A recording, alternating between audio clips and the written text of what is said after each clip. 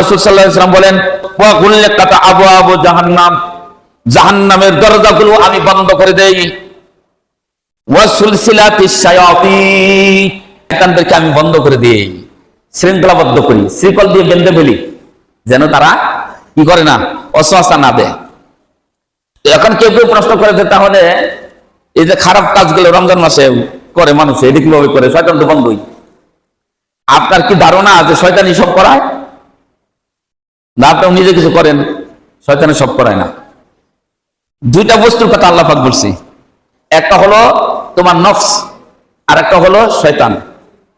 যখন শয়তানকে আমি শৃঙ্খলাবদ্ধ করি, তোমার নফস তোমাকে কি করে? বিপদগামী করে। এর জন্য আল্লাহ পাক বলছে মিনাল জিন্নাতি ওয়ান নাস, জিন এবং মানুষ এই দুইটাই কি, এই দুইটা থেকে তোমার কাছে আমি আশ্রয় চাই। এই নাসার তো কি মানুষ, আর আমাদের দেশে বাউলরা পায় নাসার তো বলে নাসা। কি অবস্থা! নাসার তো কি আরবিতে নাস বলা হয় মানুষকে। কুল আউযু বিরাব্বিন নাস, কুল আপনি বলে দিন আউযু আশ্রয় চাই বিরাব্বিন নাস, সেই রবের কাছে। নাস শয়তান মানুষ থেকে। মানুষের মধ্যে কিছু শয়তান লোক থাকে, এই শয়তান লোকদের থেকে আল্লাহ রাব্বুল আলামিনের কাছে যেন তারা আশ্রয় চায়, এটা নবী আপনি বলে দিন।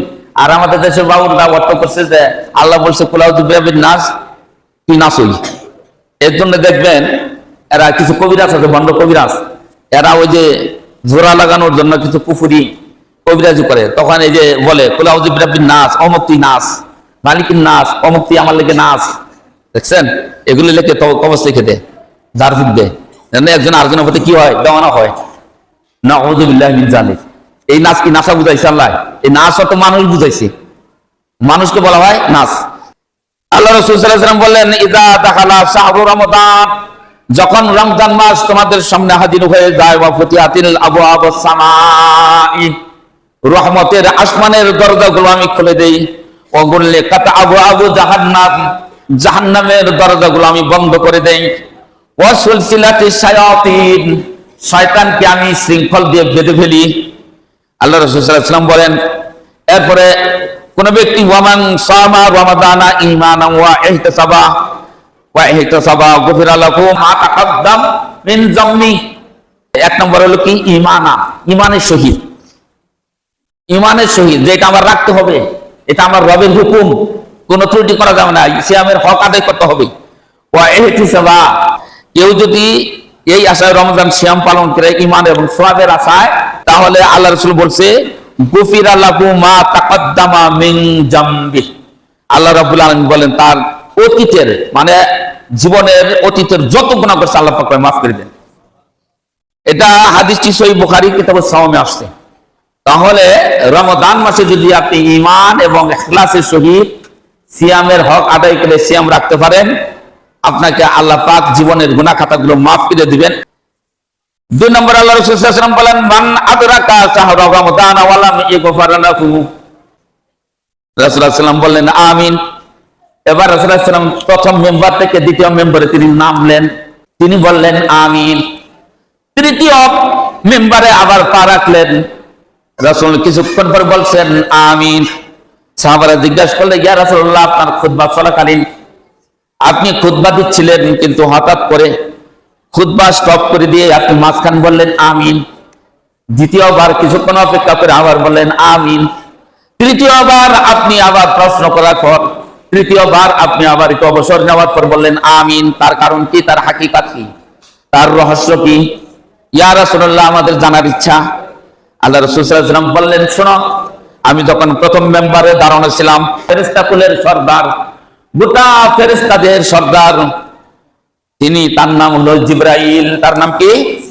জিবরাইল। জিবরাইল বলতেছিল, আমাকে শোনাচ্ছিল, হে রাসূল, মান আদরাকা শাহরা রমাদান ওয়া লাম ইয়াগফির লাহু, এমন কোলাঙ্গার বান্দা পৃথিবীতে আসলো অথচ তার সামনে রমজান উপস্থিত, সিয়াম উপস্থিত, রমজান মাস উপস্থিত হওয়ার পরে এই কোলাঙ্গার হতবাতা রমজান মাসে তার গুনাহকে মাফ করাইতে পারলো না। আল্লাহর কাছে কেঁদে কেঁদে, আল্লাহর কাছে কান্নাকাটি করে, কোরআন তেলাওয়াতের মাধ্যমে, তাহাজ্জুদ গুজারের মাধ্যমে, তারাবির মাধ্যমে, তেলাওয়াতের মাধ্যমে, আস্তাগফিরুল্লাহর মাধ্যমে, আস্তাগফিরুল্লাহর মাধ্যমে, তাওবার মাধ্যমে তার গুনাহ মাফ করাইতে পারলো না। যে মাসে আল্লাহ রাব্বুল আলামিন পিছনের সমস্ত গুনাহ মাফ করে দেয় সিয়ামরত অবস্থায় থাকলে, এই মাসটি পাওয়ার পরেও যে হতভাগা সে গুনাহ মাফ করাইতে পারলো না, জিবরাইল বললেন ফাদা খালান না, আমি জিবরাইল বলছি আল্লাহ যেন তাকে জাহান্নামে দেয়। আল্লাহ রাসূল সাল্লাল্লাহু আলাইহি ওয়াসাল্লাম বলেন, যখন জিবরাইলের কাছে আমি এই কথা শুনলাম, জিবরাইল দোয়া করতেছে আমাকে শোনাচ্ছে, তখন আমি রাসূল স্বয়ং সাথে সাথেই সেটা সাপোর্ট করলাম। আমি সেই কথাটাকে আমি গ্রহণ করলাম এবং আমি নিজে বললাম আমিন। জিবরাইল তুমি যা বলছো আমি তোমার সাথে একমত। তার মানে হলো ফেরেশতা কুলের সর্দার, তার নাম হলো জিবরাইল, তিনি দোয়া করছেন আল্লাহর কাছে, আল্লাহ রমজান মাস পাওয়ার পর যে ব্যক্তি গুনাহ মাফ করাইতে পারলো না সে ব্যক্তি যেন জাহান্নামী হয়। আর সৃষ্টি কুলের সর্দার, গোটা সৃষ্টি জগতের শ্রেষ্ঠ মানব আমাদের নবী মুহাম্মদুর রাসূলুল্লাহ সাল্লাল্লাহু আলাইহি সাল্লাম বলছে আমিন। আল্লাহ জিবরাইল যে দোয়া করছে সেটা তুমি কবুল করে নাও। চিন্তা করছেন? এই জন্য কি করতে হবে? এই মাহে রমজানের মাসে গুনাহ মাফের একটি মৌকা, একটা অবস্থা আমাদেরকে আল্লাহ দিয়েছেন। এই মাসে বেশি বেশি ইবাদত, দান, খয়রাত এগুলো করে আল্লাহ তাআলার কাছে মাফ চাইতে হবে, গুনাহ থেকে পানাহ চাইতে হবে। যদি না হয় তাহলে কি হবে? রাসূলুল্লাহ সাল্লাল্লাহু আলাইহি ওয়াসাল্লাম আমিন বলছে। গোটা সৃষ্টি জগতের শ্রেষ্ঠ মহামানব বিশ্বনবী মুহাম্মদ সাল্লাল্লাহু আলাইহি ওয়াসাল্লাম নিজে বলছে আমিন, আর জিবরাইল দোয়া করছে। এই দোয়াটাকে আল্লাহ কবুল করবে না করতে না? কোন সন্দেহ আছে? কবুল 100-এর মধ্যে 100। অতএব এবার সাহাবারা বলল ইয়া রাসূলুল্লাহ, এরপরে আপনি আমিন বললেন আরেকবার। রাসূলুল্লাহ সাল্লাল্লাহু আলাইহি ওয়াসাল্লাম বলে শোনো, জিবরাইল এবার তিনি বলতেছিল ওমান আদরাকা আবাওয়াইহি আও আহাদাহুমা, আয় আল্লাহ তাআলা আমি জিবরাইল তোমার কাছে দোয়া করি, যে ব্যক্তি তার বাবা মাকে পাইলো, খেদমত করার সুযোগ পাইলো, বাপ মা জীবিত আছে, বাপ মা জীবিত আছে, বাপ মা জীবিত আছে, বাপ মা জীবিত অবস্থায় থাকার পরেও এই কুলাঙ্গার এই হতভাগা সন্তান তার বাবা মার খেদমত করে আল্লাহ সন্তুষ্টি অর্জন করতে পারলো না। কুলাঙ্গার বান্দা তার বাবা মার খেদমত করে সে তার গুনাহ মাফ করাইতে পারলো না, আর তার বাবা মাকে সন্তুষ্ট অর্জন করতে পারলো না, জান্নাত কামাই করতে পারলো না। এমন কুলাঙ্গার এত হতভাগা সন্তান আমি জিবরাইল দোয়া করি ওমান আদরাকা আবাওয়াইহি আহাদাহুমা, আল্লাহ বাবা মা উভয় জীবিত আছে অথচ সন্তান তাদের খেদমত করলো না, তোমার সন্তুষ্টি অর্জন করলো না, বাবা মার খেদমত করলো না, অবহেলা করলো। রব্বুল আলামিন এই সন্তানের ক্ষেত্রে আমি জিবরাইল বলছি আল্লাহ গো এই ব্যক্তি যেন জাহান্নামে নিক্ষিপ্ত হয়। জিবরাইল বললেন ফাদা খালান নার। রব্বুল আলামিন পিতামাতাকে পাওয়ার পরেও যে সন্তান খেদমত করে আল্লাহ সন্তুষ্ট অর্জন করতে পারলো না, আল্লাহ এই সন্তানটা যেন জাহান্নামী হয়, সন্তানটা যেন জাহান্নামী হয়। রাসূলুল্লাহ সাল্লাল্লাহু আলাইহি ওয়াসাল্লাম বললেন ওই মুহূর্তে জিবরাইল যখন এই দোয়া করলেন, বাবা মা থাকার পরেও তার খেদমত করে সন্তান খুশি করতে পারলো না, জান্নাত কামাই করতে পারলো না, এজন্য জিবরাইল দোয়া করলো আল্লাহ তাকে যেন তুমি জাহান্নামে দাও। এরকম হতভাগা সন্তানের দরকার নাই। আল্লাহ রাসূল বললেন, সাথে সাথে আমি রাসূল বললাম আমিন, আল্লাহ তুমি কবুল করো, আল্লাহ তুমি কবুল করো। এই লোকে এই হতভাগা কপাল পোড়া সন্তানের জাহান্নামে যাওয়ার উপযুক্ত, অতএব আমিন কবুল করো, জাহান্নামে যাক, দরকার নাই ওর জান্নাতের দরকার নাই। জান্নাতের দরকার যদি থাকতো পিতামাতার সাথে সদাচরণ করতো, পিতামাতার সাথে কি করতো? সদাচরণ করতো। রাসূল সাল্লাল্লাহু আলাইহি ওয়াসাল্লাম বলেন 3 নাম্বার মিম্বারে যখন আমি আমিন বললাম তার হাকিকত হলো, তার রহস্য শোনো, তার মারিফত শোনো। সাহাবারা শোনো তার মারিফত হলো, জিবরাইল আমার সামনে বলতেছিল ওয়ামান যুকিরাত ইনদাহু ফালাম ইউসাল্লি আলাইহি, এমন ব্যক্তির কথা বলা হইল পৃথিবীতে লক্ষ লক্ষ আমার উম্মত বসবাস করবে, লক্ষ লক্ষ আমার উম্মত তারা শুধু খালি চোখের পানি ছাড়বে আর আমার জন্য কাঁদবে। রাসূল সাল্লাল্লাহু আলাইহি ওয়াসাল্লামের কথা শুনে কেউ কাঁদার বাকি হয়? আমার কথা শুনে কাঁদবে, হুসাইনের ঘটনা শুনে আমরা কাঁদি। হুসাইনের আমলে যত মানুষ ছিল তারা খালি কাঁদছে হুসাইনের পক্ষে, কিন্তু হুসাইনের পক্ষ নিয়ে এজিদের বিরুদ্ধে করবার নিয়ে কেউ দাঁড়ায় নাই। সুবিধাবাদ জিন্দাবাদ, তাই না? যাদের সুন্নতের কথা শুনবে, আমার কথা শুনবে, তারা কাঁদবে, মায়ের করবে, আরে আমাদের নবী কত ভালো ছিল। আল্লাহ রাসূল বলেন লক্ষ লক্ষ উম্মত থাকবে, কোটি কোটি উম্মত থাকবে, কিয়ামত পর্যন্ত উম্মতের আসা যাওয়া করবে, একের পর এক বংশ বিলীন হয়ে যাবে। এই অবস্থায় উম্মতেরা আমার নাম শুনলে কাঁদবে, এটাও ঠিক, মায়া করবে, এটাও ঠিক। কিন্তু জিবরাইল বলতেছে ফামাতা ওয়ামান যুকিরাত ইনদাকু ফালাম ইউসাল্লি আলাইহি, এই আল্লাহ তাআলা, আমি জিবরাইল দোয়া করি আমার রাসূলের যত উম্মত আছে এই উম্মতরা যখন রাসূলের নাম বলা হবে, বলার পরে রাসূলুল্লাহ সাল্লাল্লাহু আলাইহি ওয়াসাল্লাম নাম শোনার পরেও তারা চুপচাপ বসে থাকবে, মুখ লাড়াবে না, কৃপণতা করবে, রাসূলের নাম শোনার সাথে সাথে দরুদ পড়বে না, সাল্লাল্লাহু আলাইহি সাল্লাম পড়বে না, আল্লাহুম্মা সাল্লি আলা সাইয়্যিদিনা ওয়া হাবিবিনা ওয়া মাওলানা মুহাম্মদ বলবে না, আল্লাহুম্মা সাল্লি আলা মুহাম্মাদিন ওয়া আলা আলি মুহাম্মাদ কামা সাল্লাইতা আলা ইব্রাহিম বলবে না। এই মানুষগুলো থাকবে অলস, রাসূলের নাম শুনবে আর কাঁদবে, কিন্তু রাসূলের নাম শোনার সাথে সাথেই যে দরুদ পড়তে হয় সেই দরুদটা তারা পড়তে চাইবে না, মুখ থেকে আসতে চাইবে না। আয় আল্লাহ তাআলা, আমি জিবরাইল হয়ে তোমার দরবারে দোয়া করি, 3 নাম্বার ব্যক্তি রাসূলের নাম শোনার পর সাল্লাল্লাহু আলাইহি সাল্লাম যদি না বলে, এমন উম্মত আল্লাহ কোনোদিনও জান্নাত দিও না, এদেরকে তুমি জাহান্নামে নিক্ষেপ করো। আল্লাহর রাসূল বলেন, সাথে সাথেই বললাম আমিন।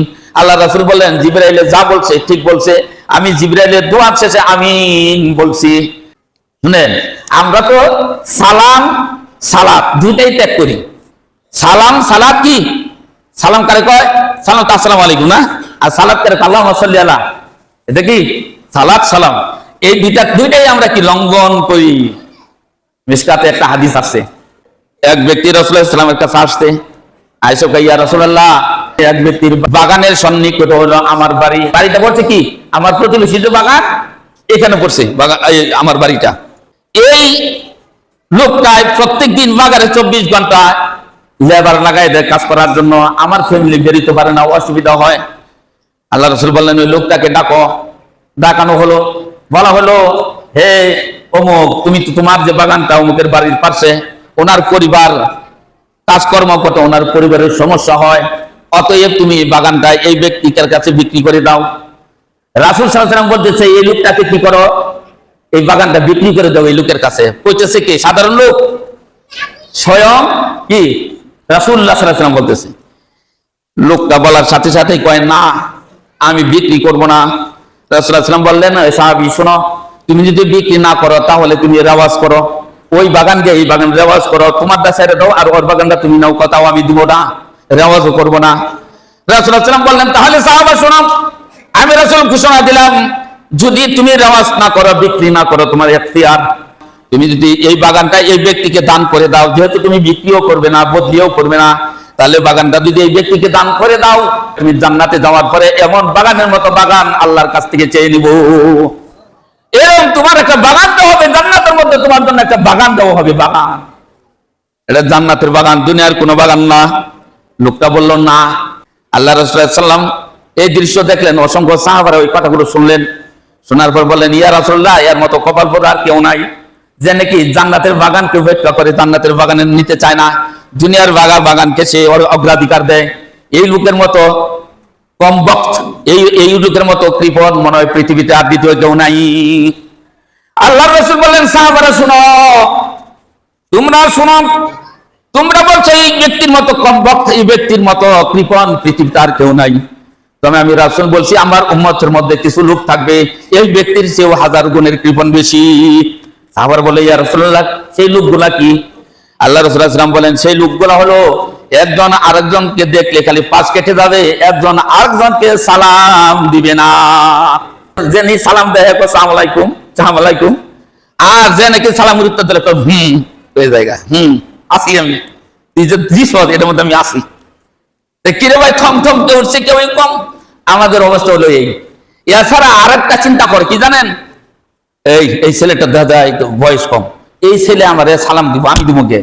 ঠিক না, আমার বয়স বেশি না, আমি একটা ব্যাপার স্যাপার আছে না, ইমাম সাহেব মানুষ, আমি ইমাম, আমাদের সামনে সালাম দিবেন, আমি সালাম দিব কেন? আস্তাগফিরুল্লাহ। কি এটা আছে কিনা এই অভ্যাসটা? নাই বুঝে আমাদের এলাকাতে নাই। বড় ভাই ছোট ভাইরে সালাম দিতে লজ্জা বোধ করে, আর ঘরের ভিতরে যায় বউরে সালাম দিতে যায়, হায় রে শরম, এরকম শরম আর পৃথিবীতে নাই। বাস্তব কিনা? আল্লাহ রাসূল সাল্লাল্লাহু আলাইহি ওয়াসাল্লাম বলেন, আমার উম্মতের মধ্যে এমন কম বক্ত আসবে যারা একে অপরকে দেখে সালাম দিবে না, সালামের জবাব দিবে না। সাহাবারা শুনো, যে ব্যক্তির ব্যাপারে বলছে সবচেয়ে কৃপণ, এই ব্যক্তির চেয়েও 1000 গুণ কৃপণ ওই ব্যক্তি যে ব্যক্তি সালাম আদান প্রদান না করে। তাহলে সালাম এবং সালাত, রাসূলের প্রতি দরুদ, সালাতের এক অর্থ কি কোনছে? রহমত, দরুদ। এর জন্য আল্লাহ রাব্বুল আলামিন বলছে, ইন্নাল্লাহা ওয়া মালাইকাতাহু ইউসাল্লুনা আলান নবী ইউসাল্লু সালাত। আল্লাহ বলেন আমি স্বয়ং আল্লাহ আর আমার ফেরেশতা মণ্ডলী সবাই মিলে আমার নবীর উপর আমরা সালাত পড়ি। কি পড়ি? সালাত পড়ি। তার মানে কি? দরুদ পড়ি। এই সালাত অর্থ হলো এই, আল্লাহর দরুদ পড়ার অর্থ হলো এই যে আল্লাহর রহমত পড়ে, আল্লাহর উপর আল্লাহর রহমত কার উপর পড়ে? আমাদের নবীর উপরে আল্লাহর রহমত পড়ে।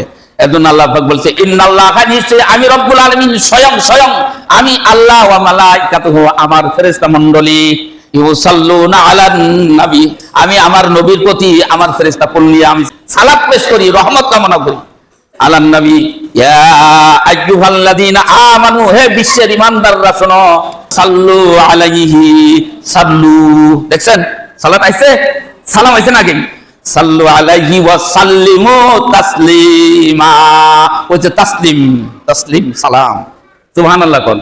তাহলে আল্লাহ পাক বললেন উম্মতরা শোনো, আমিও পড়ি, ফেরেশতারাও পড়ে, অতএব তোমাদের উপর আমি বলে দিলাম আমার নবীর নাম শোনার সাথে সাথেই সাল্লু আলাইহি ওয়া সাল্লিমু তাসলিমা। সাল্লু মানে দরুদ পড়বে, দরুদ। সাল্লু মানে কি? রহমত কামনা করবে রাসূলের নাম শোনার। আর তাসলিমা সালাম দিবে, আসসালামু আলাইকুম সালাম দিবেন। দেই আমরা মসজিদে আসার পর সালাম দেই না, যাওয়ার সময় মিষ্টি যদি খালি পাই, হুসমুস নাই, মিষ্টি তুলে দৌড় দিই, সালাম আর দেই না কাউকে। এর জন্য সালামের প্রসার করতে হবে। তাহলে আয়াতে এই হাদিস দ্বারা রাসূল সাল্লাল্লাহু আলাইহি ওয়াসাল্লাম কি বুঝালেন? রমজান মাস পাওয়ার পরেও যে হতভাগা কি করলেন না, গুনাহ মাফ করাইতে পারলেন না, সে ব্যক্তি ধ্বংস হোক, সে ব্যক্তি জাহান্নামী হোক। আল্লাহ রাসূল বললেন আমিন। আল্লাহ রাসূল কি বললেন? আমিন। আল্লাহ রাসূল বললেন সালাসাতুন লা তুরাদ্দু আউতুহুম। আল্লাহ রাব্বুল আলামিন বলছে তিন ব্যক্তির দোয়া আমি রব্বুল আলামিন কবুল করে থাকি। এক নম্বর হলো আল ইমামুল আদল, যে ব্যক্তি বিচারক, যে ব্যক্তি মাতাব্বর, যে ব্যক্তি নেতা ভাইরা শুনেন, বিচারে যখন বসবেন তখন আল ইমামুল আদল, আল্লাহ রাসূল বললেন আদল বিচার, সঠিক বিচার, ন্যায় বিচার যদি করে, সারা জীবন যদি নেতা এই কাজটা ধরে রাখে, আল্লাহ রাব্বুল আলামিন বলেন এই নেতা যা বলবে আল্লাহ পাক তা কবুল করে নেবে। এই নেতার এত দাম দেখছেন, খালি ন্যায় বিচারের পক্ষে খালি বিচার করে গেছে, চোখ মুঞ্জে কে আমার বাপ, আমার ছেলে, আমার সন্তান, যেই হোক, ওমর ফারুকের মতো নাকি আবু শামাকে কি করছিল? 80টা বেত্রাঘাত করছিল মদ পান করার কারণে। আমাদের দেশে একটা প্রচলিত আছে আবু শামা নাকি কোন নারী কেলেঙ্কারি ইত্যাদি, না, এগুলো মিথ্যা। আবু শামা তিনি মদ পান করছিল, একদিন বন্ধু বান্ধবের পালাই করে, এর জন্য 80টা বেত মারছিল ওমর ইবনে খাত্তাব রাদিয়াল্লাহু আনহু। 80টা বেত, কোনো ছাড় নাই। আর এর জন্য আল্লাহ রাসূল বলছে আল ইমামুল আদল। আজকে এই পর্যন্ত, আমা আলাইনা ইল্লাল বালাগ। আস্তাগফিরুল্লাহুল্লাযী লা ইলাহা ইল্লা হুয়াল হাইয়ুল কাইয়্যুম আতুবু ইলাইহি। রব্বানা যালামনা আনফুসানা ওয়া ইল্লাম তাগফির লানা ওয়া তারহামনা লানাকুনান্না মিনাল খাসিরিন। রব্বানা আতিনা ফিদ দুনিয়া হাসানাতাও ওয়া ফিল আখিরাতি হাসানাতাও ওয়া কিনা আযাবান নার।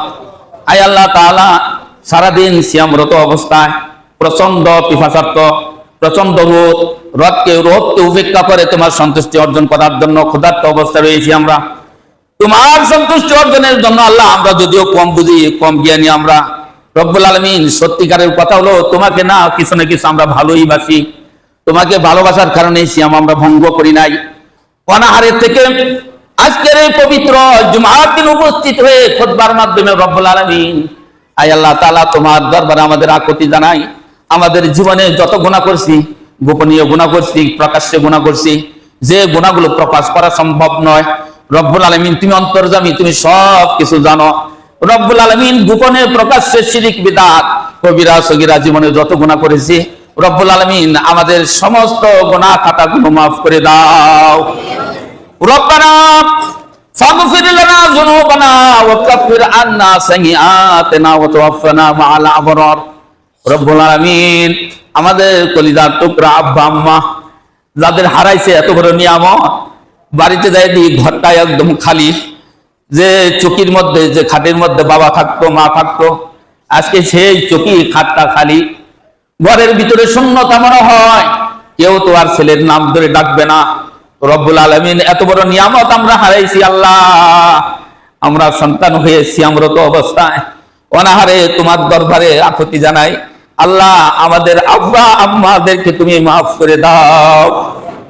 রব্বির হামহুমা কামা রব্বায়ানি সগীরা, রব্বির হামহুমা কামা রব্বায়ানি সগীরা।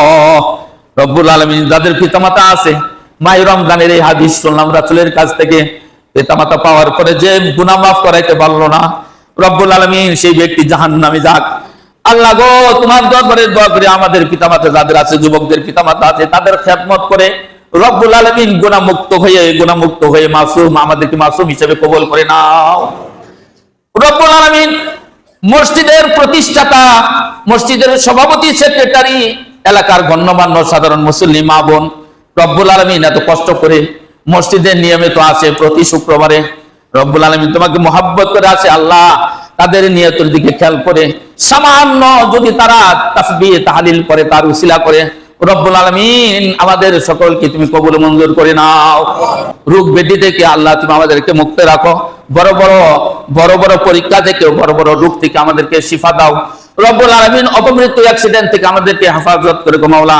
যাদের ঋণ আছে, ঋণ মুক্ত হওয়ার জন্য ঋণ মুক্তি হওয়ার সহজ উপায় আমাদেরকে বাতলিয়ে দাও। হালাল রুজি কামাই করার তৌফিক দান করো।